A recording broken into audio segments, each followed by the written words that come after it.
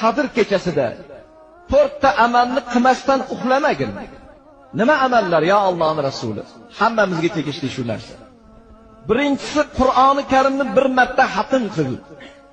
Ikkinchisi barcha payg'ambarlarga qiyomat kuni o'zingga shafoatchi qil. Uchinchisi barcha musulmonlarning roziligini topgin. To'rtinchisi haj va umra qilgin.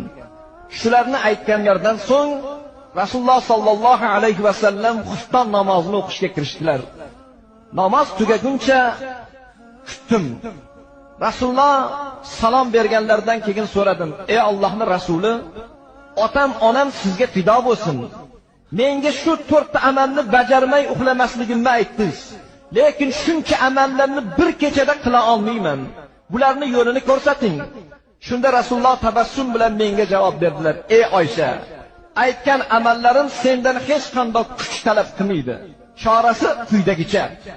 Birinchisi, 3 marotaba Ixlos surasini o'qisang, ya'ni Qul huvallohu ahadni o'qisang, Qur'onni xatm qilganchalik bo'lasan" dedilar.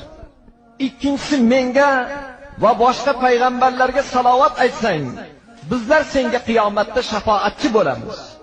Uchinchisi, mo'min birodarlaring uchun Allohdan af tilasang, ularni hammasini rozi qilgan bo'lasan.